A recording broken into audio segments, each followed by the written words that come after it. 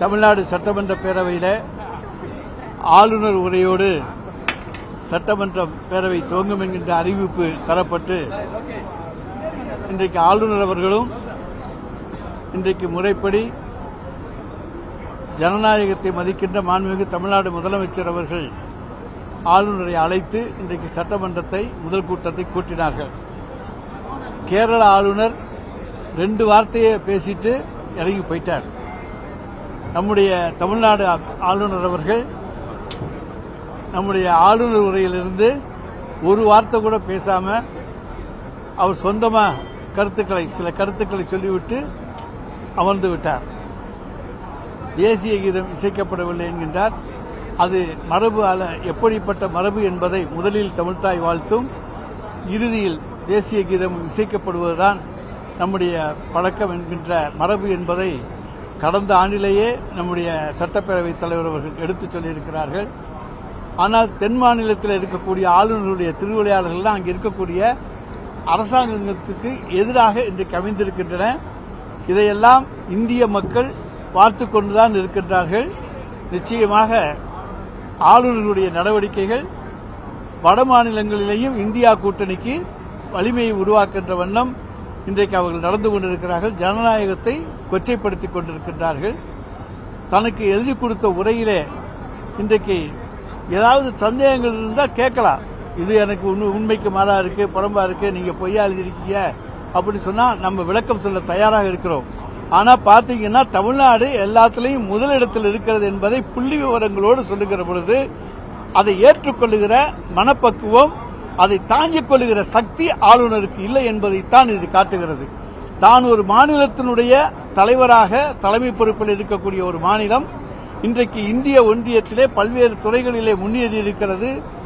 GDP ரேட்டிலே கூட தேசிய அளவை குறியீடை விட நாம் இன்றைக்கு அதிகமான அளவுக்கு வந்திருக்கின்றோம். இதையெல்லாம் சுட்டிக்காட்டுகின்றோம்.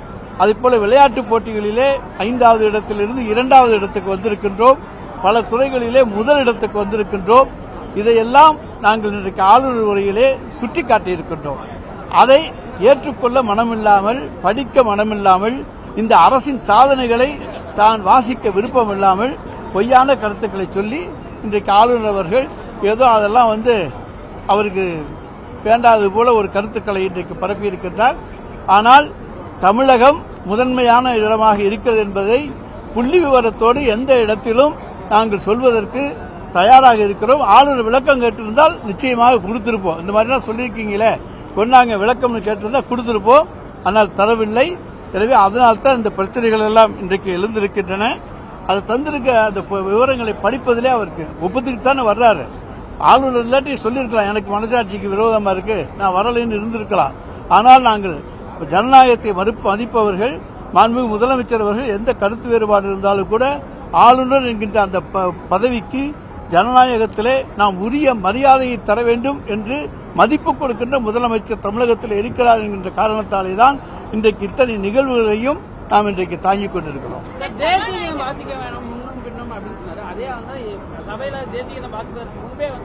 அதுதான், அதாவது தேசிய கீதத்தை வாசிக்க வேண்டும் அப்படி என்று சொல்லுகிற ஆளுநர் நம்முடைய சட்டப்பேரவைத் தலைவர் உரையை முழுவதும் படிக்கின்ற வரை அங்கேயே பொறுமையோடு இருந்தவர். இன்னும் ஒரு 2 நிமிஷம் இருந்திருக்கலாம். அவர் சொல்றது இவருக்கு என்னன்னு தெரியாது. அவர் தமிழ்ல தான் பேசினார். ஆனா திடீர்னு அவர் பேச ஆரம்பிச்ச உடனே வேற எதையோ பேசுகிறார் என்று அவர் எழுந்து வேக வேகமாக சென்று விட்டார்.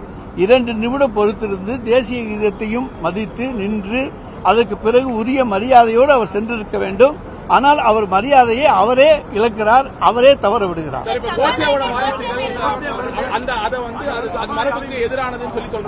மாண்புமிகு தமிழ்நாடு முதலமைச்சர் அவர்கள் அது குறித்து நிச்சயமாக அவை குறிப்பிலிருந்து அதை எடுப்பதற்கான உரிய நடவடிக்கைகளை எடுத்திருப்பதாக ஒரு தகவல் இருக்கு. இன்னும் நீக்க சொல்லி தகவல் இருக்கிறது.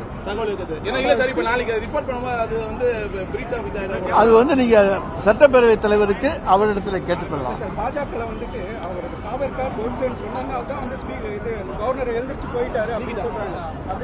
ஏங்க சாவர்கர் கோட்சே இன்னைக்கு நீங்க என்ன பாத்துக்கிட்டே இருக்கீங்க?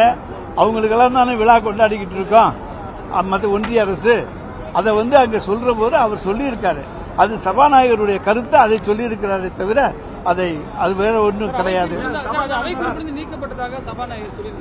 இப்ப அவர் சபாநாயகரே சொல்லியிருக்கார், அது அவை குறிப்பிலிருந்து நீக்கப்பட்டிருப்பதாக சபாநாயகரே சொல்லிட்டார். அதான் அந்த பிரச்சனைக்கு முற்றுப்புள்ளி வச்சாச்சு. இவர் வாசிக்கவே இல்லை, அவர் 2 நிமிஷம் வாசிச்சாரு, இவர் வாசிக்கவே இல்லை. அதைத்தான் சொல்றேன், தென் மாநில ஆளுநர்களுடைய திருவிளையாடல்கள் அப்படின்னு சொன்ன முதல்ல அதுதான். அதாவது ஒன்றிய அரசுக்கு எதிரான அரசுகள் ஆட்சி புரிகின்ற மாநிலங்கள் அவை இந்த மாதிரி ஆளுநர்களாலே குறிவைத்து இன்றைக்கு அசிங்கப்படுத்தப்படுகிற சூழ்நிலையை உருவாக்கினாலும் மக்கள் எங்களை அசிங்கப்பட விடமாட்டார்கள். எங்களை யார் அசிங்கப்படுத்த நினைக்கிறார்களோ அவர்களை மக்கள் அசிங்கப்படுத்துவார்கள். தொடர் நிகழ்வா இருக்கனால அடுத்த கட்டமாக ஆளுநர் உரைகளை இல்லாமல் தெலுங்கானா அரசு செய்தது போல முன்பு தெலுங்கானா அரசு ஆளுநர் உரை இல்லாமல் செய்தது.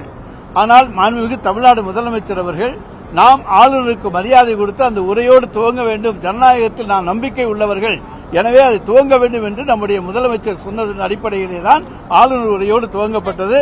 நாங்கள் நினைச்சிருந்த ஆளுநர் உரை இல்லாமல் பண்ணியிருக்கலாம். ஆனால் நம்முடைய முதலமைச்சர் ஜனநாயகத்துக்கு எதிராக போகின்ற முதலமைச்சர் அல்ல, அதை மதிக்கின்ற முதலமைச்சர், ஆளுநர் என்கிற பதவிக்கு மரியாதை தருகிற முதலமைச்சர். குடியரசு தினத்தில் நம்ம தேநீர் விருந்தில் கலந்துக்கிட்டோம்னா சுகமான சூழ்நிலை தான் சொல்லப்படுது. திருப்பி இந்த மாதிரி சூழ்நிலை நாங்க சுமூகமான சூழ்நிலையை உருவாக்க வேண்டும் என்றுதான் நாங்கள் நினைத்தோம்.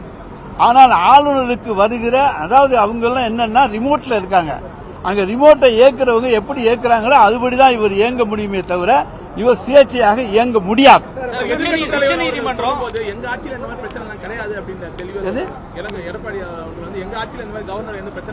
அவங்க ஆட்சியில 108 தரம் புரட்சி தலைவி அம்மா அது இது எல்லாமே வாதிச்சாங்கல்ல, அதையெல்லாம் ஆளுநர் வாதிச்சார்.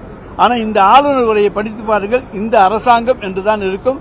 2-3 இடங்களில் மட்டும்தான் மாண்புமிகு முதலமைச்சருடைய பெயரே இருக்கும். அந்த அளவுக்கு எளிமையாக விளம்பரம் இல்லாமல் நாங்கள் செய்கின்ற சாதனைகள் மக்களை சென்றடையும் என்கின்ற நம்பிக்கையோடு பெயருக்கு முக்கியத்துவம் கொடுக்காமல், விளம்பரத்துக்கு முக்கியத்துவம் கொடுக்காமல், சாதனைகளுக்கு முக்கியத்துவம் கொடுத்து இந்த ஆளுநர் உரை தயாரிக்கப்பட்டிருக்கிறது. மற்ற அதே போல 108 தரம் இது பண்ணிக்கிட்டுலாம் சொல்லல, நாங்க பேர்களே சொல்லல. ஆனா அப்படி இருக்கிற போது இந்த அறிக்கையை அவருக்கு வாசிக்க மனமில்லை. உச்சநீதிமன்றம் ஆளுநர் அவர்கள் முதலமைச்சரை அழைத்து பேசி ஒரு ஒத்திசைவை ஏற்படுத்தி இந்த மாதிரி முரண்களை வருவதை தவிர்க்கணும்னு சொல்லி ஆலோசனை வழங்கிச்சு. அதுக்கப்புறம் ஒரு சந்திப்பு ஏற்பட்டு இப்ப இந்த நிகழ்வை பார்த்த பிறகு உச்சநீதிமன்றம் என்ன முடிவுக்கு வரும் என்று நீங்களே பார்த்துக்கோங்க. இந்த நிகழ்வை பார்த்த பிறகு உச்சநீதிமன்றம் இந்த நிகழ்வை கொண்டு போய் காண்பித்தால் என்ன முடிவுக்கு வரும் என்று பார்த்துக் கொள்ளுங்கள். நாங்கள் மரியாதையோடு அழைத்தோம், ஆனால் அந்த மரியாதையை அவர் காப்பாற்றிக் கொள்ளவில்லை என்பதைத்தான் உச்சநீதிமன்றம் தெரிந்து கொள்ளும். எங்கள் வழக்கறிஞர்கள் அதை எடுத்து வைப்பார்கள். அதாவது பாஜக, அதாவது ஆளுநரை பற்றி ஏதாவது விமர்சனம் செஞ்சாரா? இன்னைக்கு இந்த சட்டமன்றத்தில் நடந்த நடவடிக்கைகள்ல ஆளுநரை பற்றி எடப்பாடி ஏதாச்சும் விமர்சனம் பண்ணாரா? ஏன்னா அவரால் முடியாது, கொத்தடிமை எதுவும் பண்ணா அடுத்த நாள் அவங்களுக்கு ரைடு வந்துடும். அதனால பயந்துகிட்டு தான் இன்னைக்கு அவங்க பேட்டி கொடுக்க முடியும். ஆனால் திராவிட முன்னேற்ற கழகம் பயந்து கொண்டு பேட்டி கொடுக்க வேண்டிய அவசியம் கிடையாது. அவங்க அடிமைகள், அதனால அவங்க பயந்துகிட்டு தான் கொடுப்பாங்க. ஆளுநருடைய நடவடிக்கைகளை கண்டித்து ஒரு வார்த்தை கூட சொல்லல. பாஜகவை பத்தி சொல்ல மாட்டாங்க, ஆளுநரை பத்தி சொல்ல மாட்டாங்க. ஆனா இதுல பட்ஜெட்ல அதாவது இன்றைக்கு ஆளுநர் உரைதான். இதுல நாங்க என்ன செஞ்சிருக்கோம்னு சொல்லியிருக்கோம். அடுத்த வாரம் பட்ஜெட் வருது, அதுலயும் நாங்க சொல்லலாம் என்ன செய்ய போகிறோம் என்பதை எங்களாலே சொல்ல முடியும். நாங்கள் அதிகமாக செய்திருக்கிறோம் என்பதை ஆளுநர் உரையிலே தானே எடுத்துச் சொல்ல முடியும்.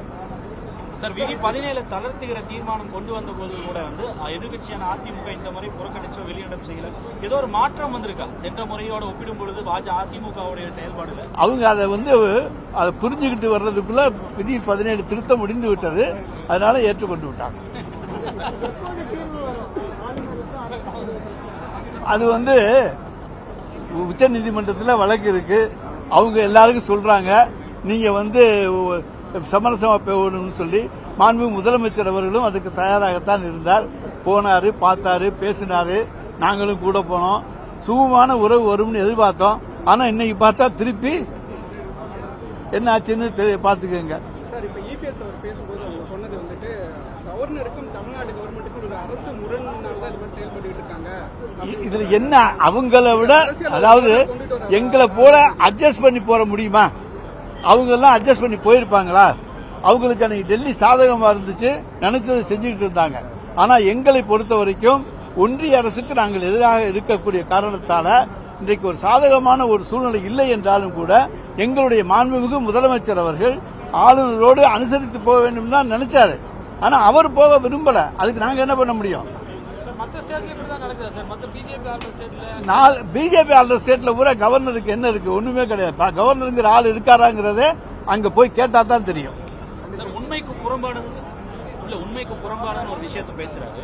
அப்போ மத நல்லிணக்கம் நிலவுது, அமைதி சூழல் நிலவுதுன்னு, அதாவது மத நல்லிணக்கம், அமைதி சூழ்நிலை இதெல்லாம் உண்மை இல்லைன்னு அவர் நினைச்சுக்கிட்டு இருந்தா அதுக்கு நாங்க பொறுப்பு இல்லை. அவர் கண்ணை மூடிக்கிட்டு இருந்தா நாங்க பொறுப்பு இல்லை. தமிழகத்திலே தான் அமைதி நிலவுகிறது, மத நல்லிணக்கம் நிலவுகின்றது. இன்றைக்கு அமைதி பூங்காவாக திகழ்கிறது.